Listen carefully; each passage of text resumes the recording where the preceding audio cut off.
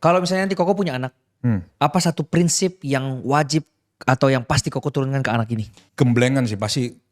Gue pernah cerita ya, bapak gue tuh sangat keras sekali didik gue bro. Even waktu gue minta, dia punya banyak mobil, gue minta mobil itu disuruh beli sendiri bro. Jadi akhirnya mental baja itu terbentuk lah. Jadi kalau zaman sekarang kan mungkin kalau keras dikit udah dibilang kekerasan anak kan bro. Padahal didikan orang zaman dulu, di zaman gue kan milenial tuh. It's a very different things. Jadi kalau misal lu punya anak suatu saat nanti ya, lu harus didik kalau itu cowok mentalnya harus sekeras mungkin bro. Jadi kalau jadi pengusaha kalau mentalnya nggak punya mental baja, tutup itu usahanya bro. Betul. Karena usaha itu begitu banyak sekali faktor. Jangan dikira jadi pebisnis itu lebih gampang daripada karyawan loh. Karyawan lu enak 9, misalnya masuk 9 pulang jam 6. Atau yang jam 8, jam 5, after that selesai kan. Tapi bagi pebisnis kita nggak selesai sampai di sana. Lu kan pasti ngalamin kan Sam? Betul, Ya kan? betul. Otak kita harus jalan terus nih. Betul. Even ketika jam kantor selesai, otak kita berpikir how our business can grow. Ya kan? Betul. Kita harus mikir gaji karyawan kita bisa bayar nggak? Kita bayar pengeluaran supplier dan lain sebagainya, kita bisa bayar nggak? Betul kan?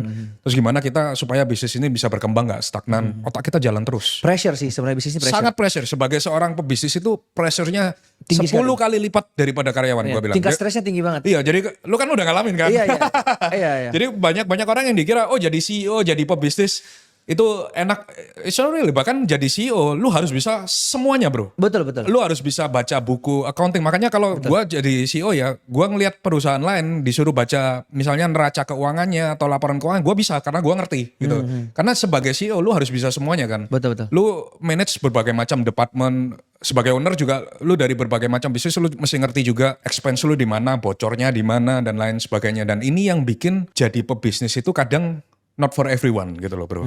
Kalau memang lu kuat dengan mental lu mau jadi pebisnis ya silakan. Tapi kalau mental lu nggak kuat, nggak bisa under pressure, jadi karyawan aja. Toh karyawan banyak yang kaya juga kan. Iya. Dan maksudnya bukan berarti jadi karyawan itu juga tidak bisa happy gitu. Iya, jadi karyawan. Contoh lah lu dapat gaji misalnya 10 juta lah, ambil kata kita dapat average salary kan 10 jutaan lah sekarang yang medium ya. Lu dapat salary 10 juta, tapi hidup lu damai sejahtera. Abis pulang kantor lu bisa ngumpul sama teman, lu bisa minum. Bro, gua zaman dulu ketika gua merintis, gua gak ada nongkrong-nongkrong gitu bro.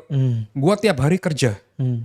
Pagi kerja sampai malam, tidur, bangun, besok kerja lagi. Sampai gue nggak punya teman tongkrong, nggak punya sosial sama sekali waktu gue ngerintis pertama kali itu. Jadi kalau ditanya anak zaman sekarang kan dikit-dikit udah dapat sesuatu self reward. Didikan orang tua gue itu begitu keras. Gue itu dulu ketika merintis, I have no social life at all bro. I don't party, I don't do